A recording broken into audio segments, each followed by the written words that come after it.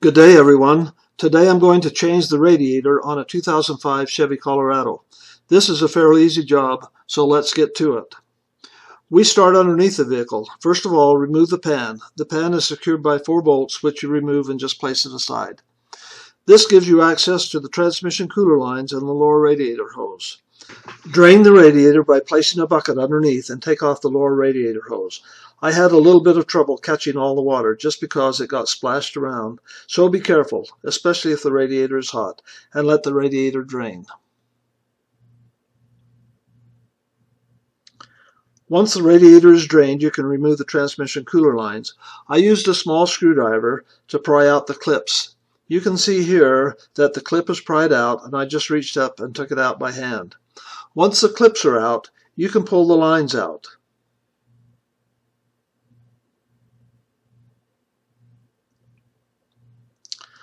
I used some plastic bags to put on the ends of the line so they didn't leak.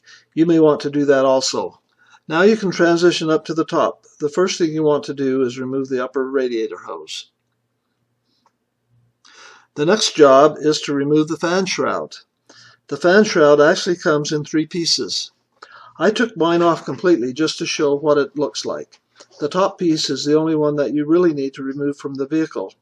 The other 2 pieces can stay on the vehicle, or the lower piece can be removed out the bottom if you want to get it out of the way. See those 2 little pegs at the bottom? Those fit into the radiator to secure the bottom. Make sure the bottom is free of the radiator. To remove the upper portion of the shroud, there are several clips that hold it together on either side. Just reach down and remove the clips.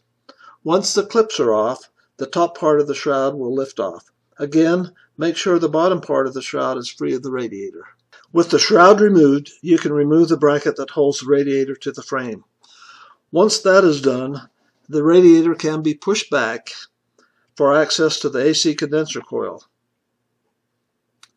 There are 2 bolts that hold the AC condenser coil to the radiator, one on either side. Remove these bolts. The bottom of the condenser is held in a bracket on the radiator. With the bolts removed, lift the condenser up off the brackets at the bottom. It takes a pretty good pull to free the condenser from the lower brackets.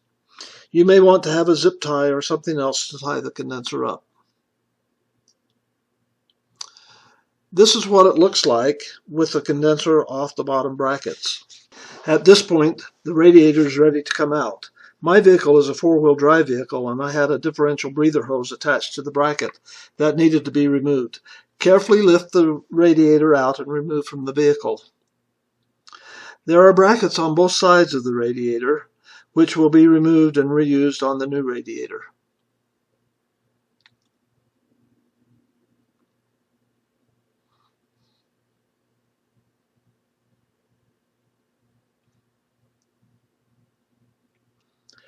I bought my new radiator locally. It cost about $100 plus tax. It looks like a pretty good radiator and looks identical to the old one. I was a little surprised to find the old radiator was fairly plugged with dirt and debris. It should do a lot better job cooling when I get the new radiator installed in the vehicle.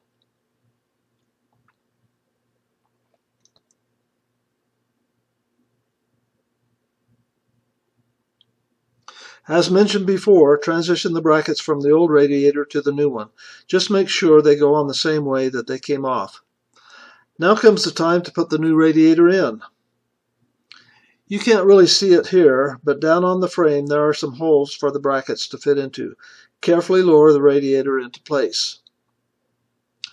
Next, reinstall the condenser coil by lowering and pressing onto the brackets at the bottom and bolting at the top.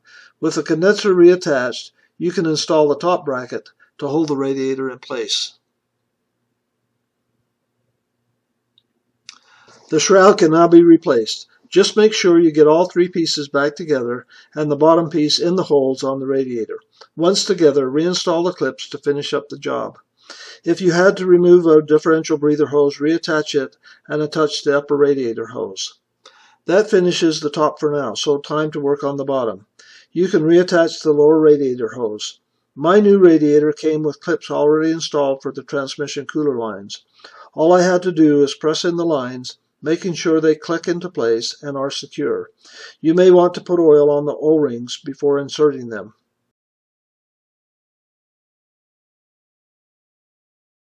Next, you can reinstall the pan with its 4 bolts.